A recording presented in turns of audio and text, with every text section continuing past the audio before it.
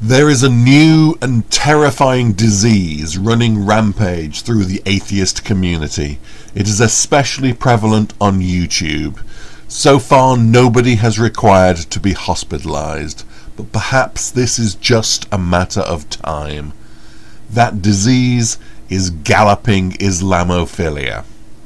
The symptoms often start fairly mild, when atheists accuse each other of racism for attacking Islam. In severe cases, people will sever all connections with people they see eye to eye with on all other matters, and instead take up with people who are thoroughly committed to ideas to which they are diametrically opposed.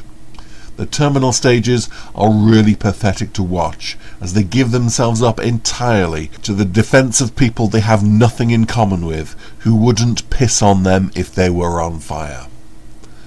What do you call somebody who proclaims no faith in any god or supernatural beliefs, but will only tolerate attacks on the predominant religion of his own race? I don't know. He is clearly some kind of bigot, and that bigotry is based upon racist ideas.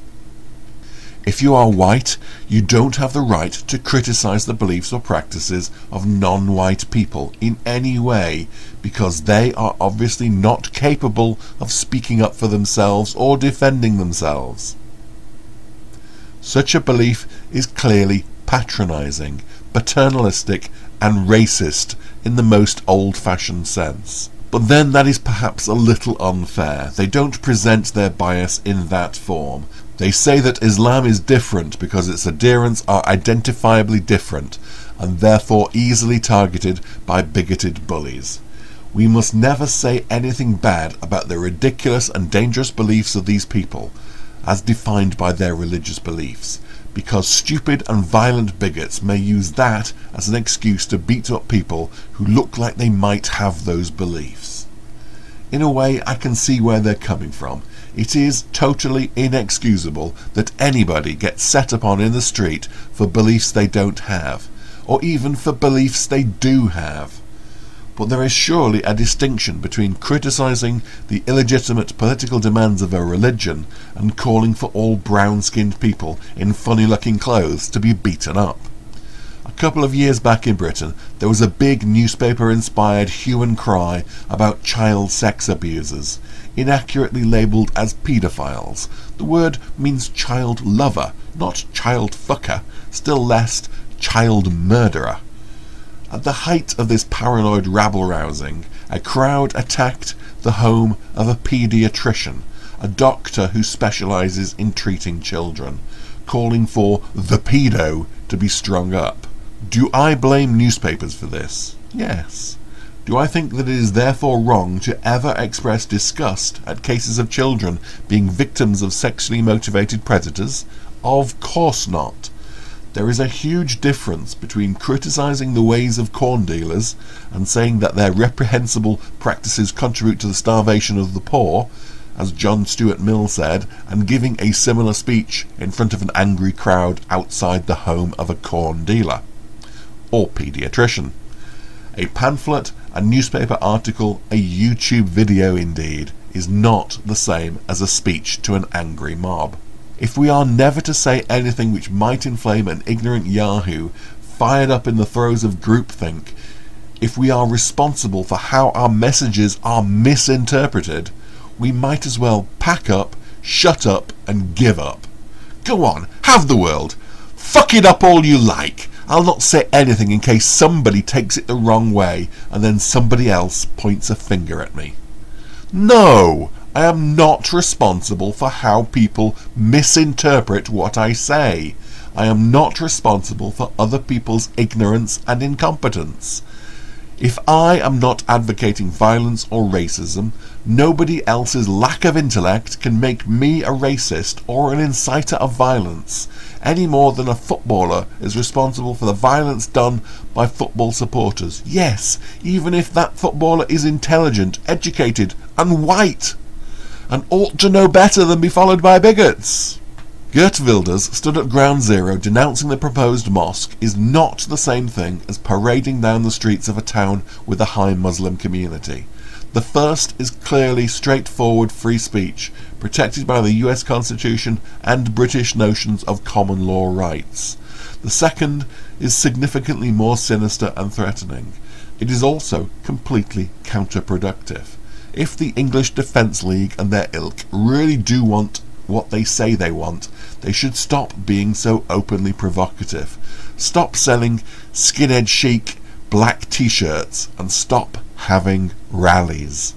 The Conservatives don't have rallies, or Labour, Liberal Democrats, Greens, the RSPCA, the Women's Institute, or the Campaign for Real Ale. Hitler's brown shirts had rallies. Mosley's black shirts. Rallies are for fascists, not for lovers of freedom. While Democratic politicians sometimes hold rallies, that is at election time, and the rallies are held in places where they expect to find supporters, not places chosen because they expect to find hostile people to confront. Are pacifists responsible for people attacking off-duty soldiers? Are pornographers responsible for rapes? Are beauty contests, or beautiful people, responsible for the bullying of ugly children?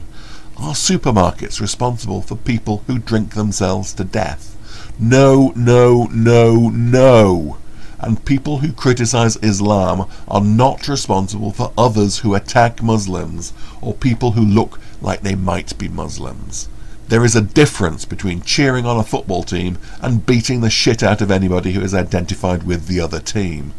The first kind of fan is not responsible for the behaviour of the second kind. You must surely have come across Jews who carry the Holocaust in front of them as a shield to deflect all criticism. How can we criticize Israel? Don't we remember the Holocaust? Yes, we do, and it does not give Israel perpetual immunity from criticism, although many would like it to. There are plenty who will use illegitimate shields to hide behind. Look at the Black Hitler, Robert Mugabe. He is forever hiding behind the real and imagined sins of the colonial past, seeking to justify his own atrocities. Nothing is ever his fault. It is always the fault of the British government. If we allow Muslims to hide the evils of their religion behind the shields we allow them to have, they will gladly do it. They will use our decency against us. There are many racist Muslims who despise white people and people browner or blacker than they are, who will use the charge of racism against anybody who criticizes their behavior, beliefs and political aspirations. They will accuse us of racism, intolerance and hypocrisy, while being racist, intolerant hypocrites. Defending their religion, not faith in general, just their religion, in any way they can, is what they do. Saying you don't like a particular religion, or all religions, or all religion and one in particular, is not racist. Opposing theocracy is not racist. Opposing the introduction of special laws for Muslims is not racist. Opposing the de facto recognition of Muslim enclaves in European cities and towns is not racist. Opposing the takeover of your own country is not racist.